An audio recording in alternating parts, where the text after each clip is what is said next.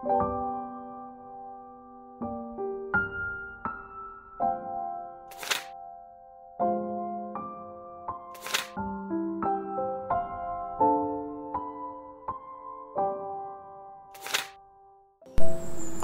atong ebanghelyo para Domingo ni Cristo Rey o Domingo ni Cristo nga Hari ang tuig sumalaan kan San Lucas kapitulo 23 versikulo 35 ngadto hiton 43. Natindog didto ang mga tao nagkikinita samtang nagbiay-biay haiya ang mga pangulo nga Hudiyo. Nagtalwas siyahan iba, papagtalwas sa hiyahan iya kalugaringon, kung tinuod nga amo hiya ang Mesiyas nga ginpilihan Dios. Ginubitan liwat hiyahan mga sundalo, kinadtuhira haiya hin paghatag haiya hin maatslom nga bino nga nagsiring. Talwasaan imo kalugaringon kung tinuod manggod nga ikaw amo an hadi han mga Hudiyo. Iginsurat ini nga pulong haigbaw niya, amo ini an hadi han mga Hudiyo. Ginubitan liwat hiya han usahan mga kriminal nga nabitay didto. Diri ka ba amo an Mesiyas? Talwasaan imo kalugaringon ngan talwasa kami. Kung di ginsaway hiya han usa nga kriminal, diri ka ba nahadlok han Dios? Aanhin kita ginsirutan hinsugan nga sirot nga hinataga iya. Matadong ini nga sirot para aton. Kay nakarawat kitahan angay nga sirot han aton ginbuhat, kundi wara hiya ginbuhat nga marawat. Nga nagsiring hiya kan Jesus, hinumdumigad ako, kung makanhi ka na nga hadi. Nagbaton Jesus sa iya, susumatan ko ikaw, yan na angahaw nga adlaw, maupod ka akon, ngadto ha paraiso.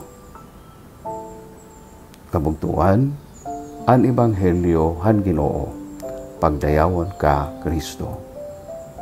Baraan nga Domingo ni Cristo Rey ha iyo nga tanan.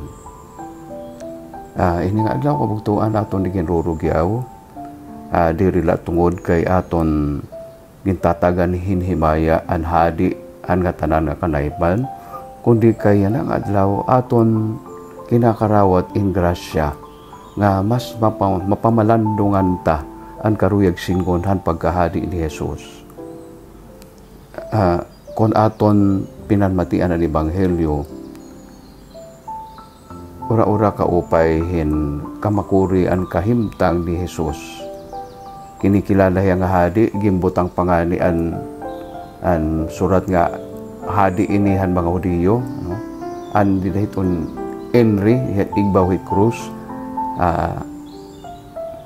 Jesus Nazarenos Rex Judiorum, asa iton karoig singon ni Henry, Jesus Nazareno hadi han mga Hudiyo. Antuyo iton base iya pagyubiton, pero nagsusumat iton hin kamatuuran nga Jesus tinuod nga hadi.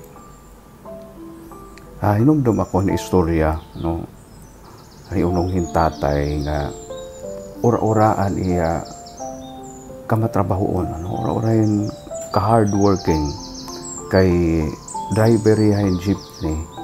Nauli ya ura-ura na kuntahin ka gabi alas 10 sugaditon, tapos ang mamatahiya alas 4. Basi ako magtikang hin pagtrabaho, pagdrive, makausagin pakyanan yan iya anak nga lalakihay, sining niya, tatay kayo nga ura-ura itim trabaho, kayo nung sisinugad ka. Sinin nga ang tatay nga, anak, kinala magtrabaho kay karuhig ko nga iton iyo kabubuhason maging maupay. Iton nga isto nagpapasabot aton nga ini nga amay nagpapakita ni anak nga iton tinuon nga pagin amay, iton tinuon nga pagin ulo itong pamilya, diri ada itong paglabaw-labaw, kundi ada itong pagsakripisyo, hapagpakita hingugma. Aton ini nakikita dida kan Jesus, no? Kay dida iton aton yan na ebanghelyo, diri ita kinikita o binabati Jesus nga ada iton trono nga may da korona. May ganiya korona pero tunokon nga korona, koronahin mga tunok. diri korona hin himaya kundi korona hin tunok. Diri ada hin trono na nga karuyag singon iton may da niya gahom. Kay dida iton krus waray niya gahom. Iton may ada niya dida krus gugma para aton. Gugma nga papakita niya han paghalad niyan ikinabuhi. Han iya pagkarawat hin makangingirhat nga pagantos ng kamatayon para aton. Kung sugad iton paginhadin, pagintinuod nga labaw, ada itong pagpakita hin gugma, pinaagihing pagsakripisyo ng paghalad di kalugaringon.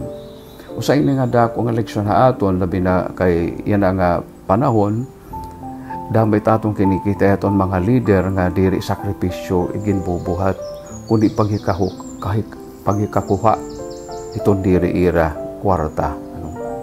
Sa ini nga may data dako nga corruption scandal iton atong bugos nga nasod.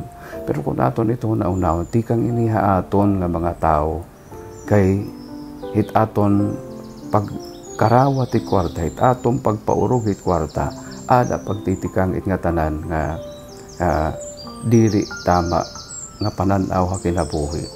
Diri ada hit kwarta, diri ada hit kayamanan iton paginhadi ni Jesus, kundi ada hiton iya paghalad niya kinabuhi hin pagsakripisyo para aton.